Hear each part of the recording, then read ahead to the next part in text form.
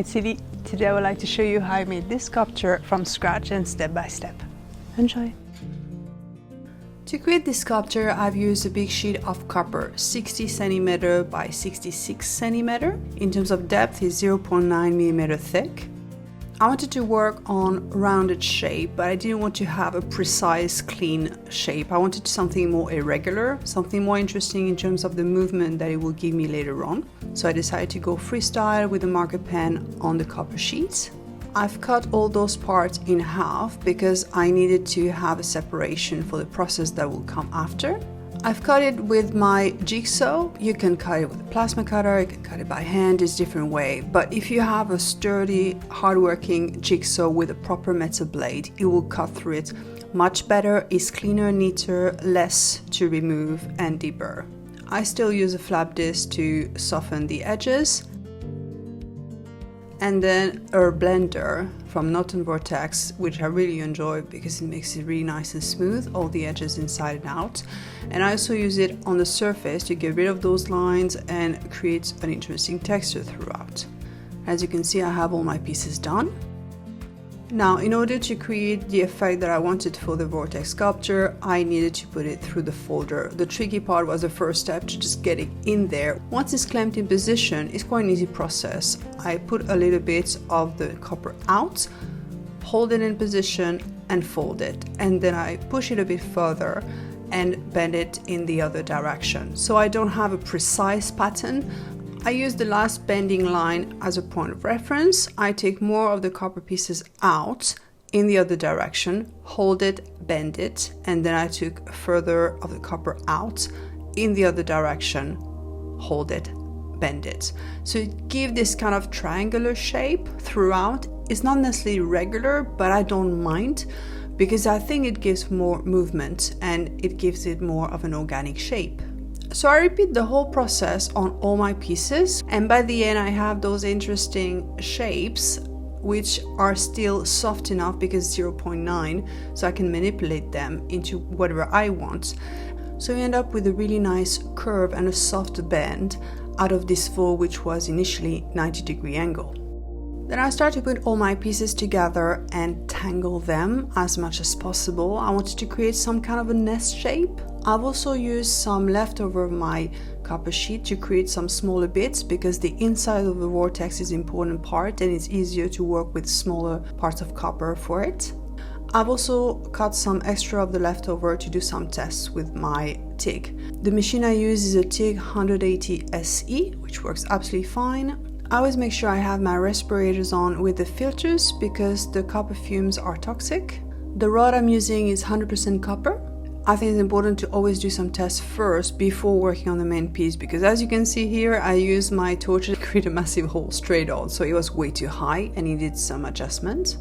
And I kept playing around with some bits and adjusting the torch because it's a very tricky thing to weld copper. The heat is gonna actually travel throughout the piece, so it takes more time to achieve the right temperature, and then you have a really short window to work before all the edges are starting to melt. So it's a very tricky game, and it's good to play around with some offcuts, and it doesn't matter if they look like a mess by the end of it. I'd rather do some tests first before working on the main piece. When I start to feel more confident, I tackle the main sculpture, and bit by bit I warm up with my torch and start welding. Now, because the heat travel, I start to work on different parts. I didn't make one weld next to each other. I took different components to weld them so they had time to cool down. Once I have enough welding on one side, I flip it over and start welding the other side. And because I was working with 0.9 mm thick, it's really soft and bendy, so I can still stretch, press, adjust a little bit my pieces to create more welding point because it's really important to get some strength. Now for the center part of my vortex, I prefer to work with the smaller piece separately than with the big sculpture. It was easier to weld them together, also because I made a bit of a mess, it was better to access them with the Dremel and some burr to just clean it up. Once I was kind of happy with that piece, I could put it inside of the sculpture and take my time to really put it in the best position and start welding it, flip it over and weld the other side.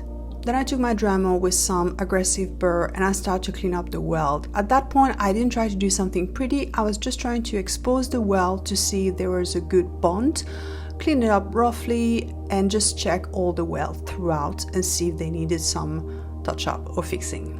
For some of the weld, there's been a bit of a burn of the edges of the copper, so I need to readjust some pieces and smooth some edges of specific parts to blend them in and hide the problem. Now, to hold my sculpture in position, I use round rod 10mm thick, and I use 2 of them. I try to insert it inside the sculpture on either side. It was useful to pick up some pieces of solid metal and try to readjust and level the sculpture so it's parallel with the main bars. And then I welded it in place, and I built up some thick weld because I wanted to make sure the thing will hold firmly in place. I check it standing up. Obviously it was a bit too high, but that was on purpose. I cut the excess at the bottom of each of those round bars with a disc cutter. Then I clamp the excess in between those bars, tack it in place with my torch, and then weld it. And I repeat the same process underneath because I learned from my previous sculpture that it's quite handy to have a lower piece closer to the ground level because I can put my feet into it and drive the sculpture into the ground, so that helps position the sculpture in place. I've also used a grinder on each side of those bars to create some sharp edges that will get into the ground much more easily. And as you can see, it's a bit messy, it needs a lot more cleanup, but I can work with that. So now in terms of the cleanup, I use the Dremel with the extension to really get in there. I use Scotch-Brite for my initial cleanup, some burr. I like them to be quite aggressive because they can get the job done very quickly. Then I have other burr which are smoother. I like the drumming wheel, they're really efficient, especially if you take in 120 grit or 240 grits. And then I have a series of those abrasive wheels that are really efficient, and they have different grit as well. And I use loads of them. So I give the whole thing a good clean, and I start the different processes with going over every single weld with the Dremel bits to remove the excess, to smooth everything up, and to create a cohesive effect.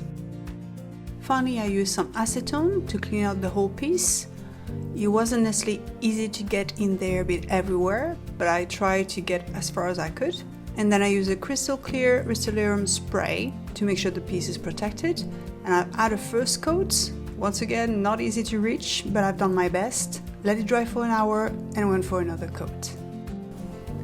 So I hope you've enjoyed this tutorial. I've got more projects to come. Until then, take good care of yourself. Bye bye!